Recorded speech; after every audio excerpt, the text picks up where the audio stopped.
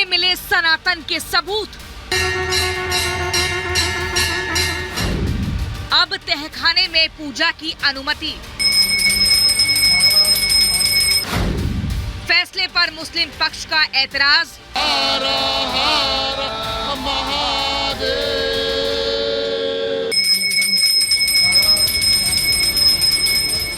30 साल बाद व्यास तहखाने में फिर से पूजा शुरू हो गई है। एएसआई सर्वे में मिले तमाम साक्ष्यों के बाद वाराणसी कोर्ट ने ज्ञानवापी के तहखाने में पूजा की अनुमति दे दी।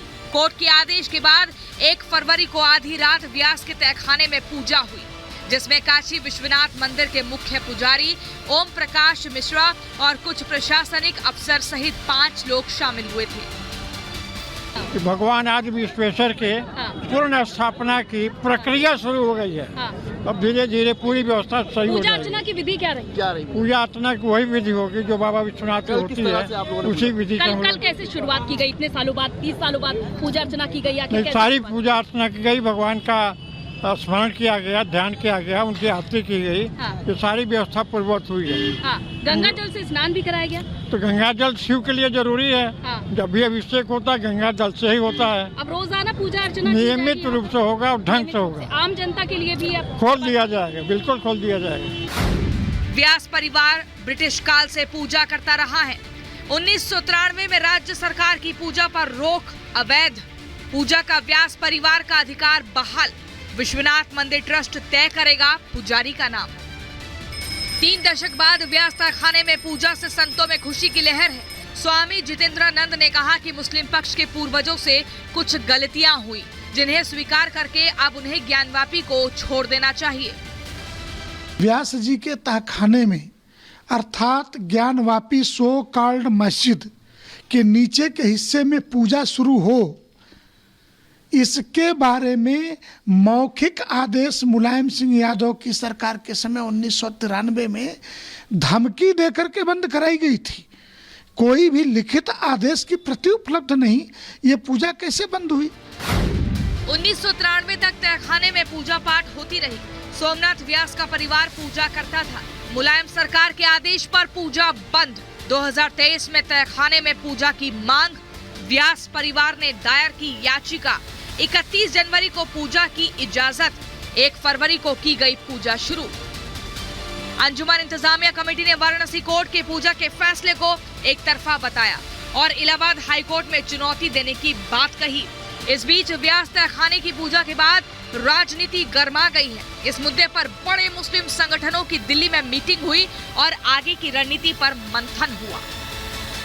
जैसे मुसलमान इस वाक़े से बहुत ही रंज की हालत में हैं, इसी तरह हमारे बहुत से हिंदू भाई, सिख भाई और दूसरे वर्गों के लोग जो इस बात पर यकीन रखते हैं कि हमारा देश मज़हब का गुलदस्ता है, हमें सिर्फ एक मुसलमान की हैसियत से नहीं बल्कि इस मुल्क से मोहब्बत करने वाले एक शहरी की हैसियत से भी हमें इस वाक़े से बहुत रंज पहुंचा है।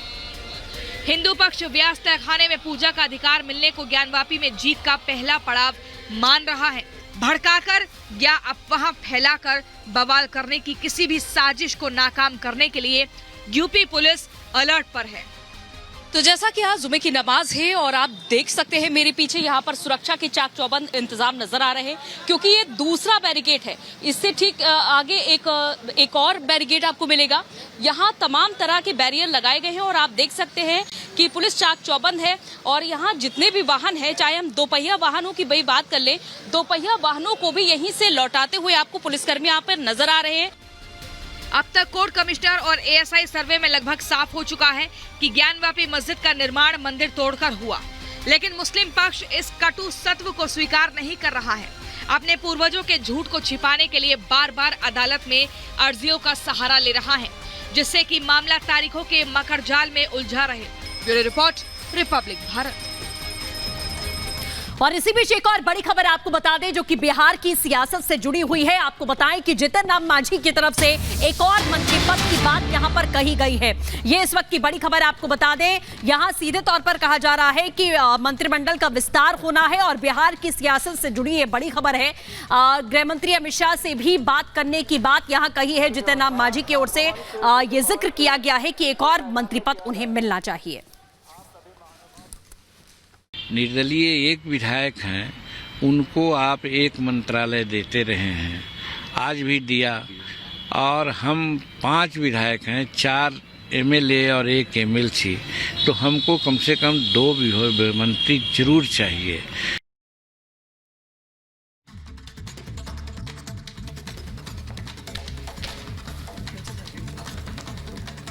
और अब बात करेंगे दिल्ली की, जहां पर आम आदमी पार्टी और बीजेपी के कार्यकर्ता सड़कों पर एक दूसरे के खिलाफ यहां पर प्रदर्शन करते हुए नजर आए हैं। आम आदमी पार्टी के कार्यकर्ताओं का कहना है कि चंडीगढ़ में जो निगम के चुनाव हुए उसमें धांधली की गई, तो दूसरी तरफ बीजेपी के कार्यकर्ता उतरे हुए थे और आम आदमी पार्टी पर करप्शन का आरोप लगा रहे थे। इसी से जुड़ी हुई आपको ये रिपोर्ट दिखाते हैं।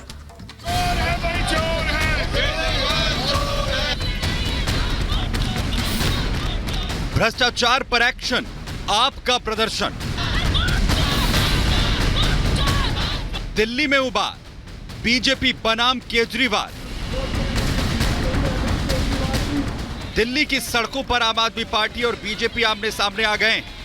एक तरफ जहां चंडीगढ़ मेयर चुनाव में गड़बड़ी के खिलाफ आम आदमी पार्टी के कार्यकर्ता सड़क पर उतर आए, तो दूसरी तरफ भ्रष्टाचार के खिलाफ बीजेपी ने भी आम आदमी पार्टी के खिलाफ मोर्चा खोल दिया है। आज पूरे दिल्ली से, हरियाणा से, पंजाब से इतनी जनता आ रही थी यहाँ पे प्रदर्शन करने के लिए, सबको रोक दिया इन्होंने। पूरी दिल्ली को छावनी बना रखा है। क्यों भाई? क्यों भाई? आप जनता को कैसे आने से रोक सकते हो? कोई हिंसा करने के लिए थोड़ी आ रहे थे। हमारी आंदोलन से निकली हुई पार्टी है, बड़े बड़े आंदोलन किए। आपको क्या लगता है जनता को ऐसे रोक दोगे तो जनता की आवाज बंद हो जाएगी? और जनता की आवाज बुलंद होगी। जितना जनता को रोकने की कोशिश करोगे, जनता की आवाज और उतनी बुलंद होगी। बीजेपी कार्यकर्ता अब दफ्तर के करीब सड़क पर जमा हो गए और इसके बाद अरविंद केजरीवाल और आम आदमी पार्टी के खिलाफ जमकर नारेबाजी की। यहाँ पर अब बीजेपी के कार्यकर्ता आगे बढ़ने की कोशिश कर रहे हैं। आप देख सकते हैं बैरिकेड्स के ऊपर चढ़ गए हैं ये कार्यकर्ता और बैरिकेड्स तोड़ने की कोशिश। देखिए बैरिकेड को क्रॉस कर भाग गए हैं। आगे की तरफ बढ़ते हुए बीजेपी के कार्यकर्ता आगे की तरफ बढ़ रहे हैं, क्योंकि उस तरफ आम आदमी पार्टी का दफ्तर है और वहां पर जाने की कोशिश है। जय सिया राम के नारे भी लगाए जा रहे हैं बीजेपी के कार्यकर्ताओं की तरफ से। और देखिए हम आपको दिखा रहे हैं, सारी जो तमाम बैरिकेड्स लगाई गई थी, एक लेयर की जो बैरिकेड है उसको तोड़ दिया गया है। एक लेयर की बैरिकेड तोड़कर। इस दौरान बीजेपी नेता कपिल मिश्रा भी मौजूद रहे। बीजेपी ने आप पर भ्रष्टाचार का आरोप लगाते हुए दिल्ली के सीएम केजरीवाल को घेरा। केजरीवाल के साथ वही होगा जो हेमंत सोरेन के साथ हुआ है। हेमंत सोरेन भी इसी प्रकार से ईडी के संबंध से बच के भाग रहे थे, आज जेल में है। विजय नायर जेल में, सत्येंद्र जैन जेल में, मनीष सिसोदिया जेल में, संजय सिंह जेल में। जहां पूरा का पूरा गैंग गया है, गैंग का सरदार भी वहीं जाएगा। केजरीवाल न्याय से बच नहीं सकते हैं, कितना भी ईडी के संबंध से बच ले, अंत में उन्हें जाना पड़ेगा और जेल ही उनकी गति है। वहीं आम आदमी पार्टी ने बीजेपी पर चंडीगढ़ मेयर चुनाव में धांधली का आरोप लगाया और इसके विरोध में आम आदमी पार्टी के कार्यकर्ताओं ने विरोध प्रदर्शन किया। वहीं इस दौरान आप नेताओं ने जमकर नारेबाजी की। आप नेताओं ने पुलिस पर प्रदर्शनकारियों को रोके जाने का आरोप लगाया। इसीलिए जो शांतिपूर्ण प्रदर्शन था उसको रोकने के लिए भी जगह जगह विधायकों को डिटेन कर दिया गया है, पार्षदों को डिटेन किया गया है, बसों को रोक लिया गया है, प्रदर्शन रोका जा रहा है। वो तो जो कानूनी सलाह मिलेगी अरविंद केजरीवाल जी वैसे ही करेंगे। आप और बीजेपी दफ्तर समेत पूरी दिल्ली में भारी संख्या में पुलिस और पैरामिलिट्री फोर्स को तैनात किया गया है ताकि हालात बिगड़ने पर उस पर काबू किया जा सके। Bureau report, Republic Bharat.